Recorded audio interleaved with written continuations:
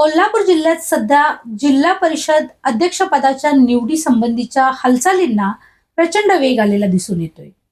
भाजपानं जरी मोठ्या भावाची भूमिका घेत हे अध्यक्षपद आपलंच असं कितीही म्हटलं तरी कोल्हापूर जिल्ह्यामध्ये राष्ट्रवादी काँग्रेस पक्षाला सर्वाधिक जागा मिळालेल्या असल्यामुळं हे अध्यक्षपद राष्ट्रवादी काँग्रेस पक्षालाच मिळणार एवढं मात्र नक्की.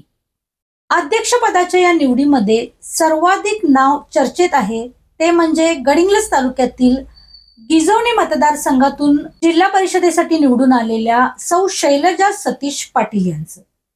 शैलजा पाटील या स्वतः 2 वेळा आणि त्यांचे पती सतीश पाटील हे 1 वेळा जिल्हा परिषदेसाठी निवडून आलेले आहेत. माजी आमदार राजेशदादा पाटील आणि नंदाताई बाभुळकर या दोघांना चंदगडमध्ये एकत्र आणत नामदार हसनसो मुश्रीफ यांनी संपूर्ण महाराष्ट्रात सर्वात आधी दोन्ही राष्ट्रवादी एकत्र आणण्याचा यशस्वी प्रयत्न केला. दोन्ही राष्ट्रवादी एकत्रित येत कोल्हापूर जिल्ह्यात सर्वाधिक राष्ट्रवादीचेच सदस्य निवडून आल्यानं माजी आमदार राजेशदादा पाटील आणि नंदाताई बाभुळकर यांनीही हे अध्यक्षपद आपल्या भागातच असावं अशी भूमिका घेतली. यापूर्वी चंदगडमध्ये पुष्पमाला जाधव आणि आजऱ्यामध्ये उमेश आपटे यांना हे अध्यक्षपद मिळालेलं आहे. पण गडिंग्लजमध्ये सतीश पाटील यांना उपाध्यक्षपद मिळालं पण त्यांना अध्यक्षपद मिळालेलं नाही. त्यामुळे शैलजा पाटील या अध्यक्षपदासाठीच्या प्रबळ दावेदार समजल्या जात आहेत. गडिंग्लज नगरपालिका, गोडसाखर गडिंग्लज, जिल्हा परिषद, पंचायत समिती या सर्वांमध्ये राष्ट्रवादी काँग्रेस पक्षाची एक हाती सत्ता आणण्यात सतीश पाटील यांचा सिंहाचा वाटा आहे. त्यामुळे नामदार हसनसो मुश्रीफ यांच्या गळ्यातले ते ताईत बनलेले आहेत.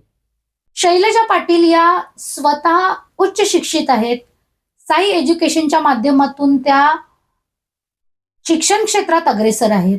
आपला विनम्र स्वभाव आणि मनमिळावू वृत्तीने त्या लोकप्रिय आहेत. त्यामुळेच 2000 पेक्षाही अधिक लीडनं त्या निवडून आलेल्या आहेत. गडिंग्लज, आजरा आणि चंदगड इतकं शाहूवाडी आणि पन्हाळा तालुक्याला फारसं यश राष्ट्रवादीला मिळालेलं नाही. कागल तालुक्यामध्ये अगोदरच केडीसी आणि गोकुळची अध्यक्षपद आहेत. त्यामुळे हे पद गडिंग्लज तालुक्याला पर्यायानं शैलजा पाटील यांना मिळण्याची दाट शक्यता वर्तवली जात आहे. येणाऱ्या काळात ही शक्यता मूर्त स्वरूपात कशा पद्धतीने येते हेच पाहणं औत्सुक्याचं ठरणार आहे. जनगर्जना लाईव्हसाठी कॅमेरामन जय्यद सय्यदसह लता पालकर, गडिंग्लज.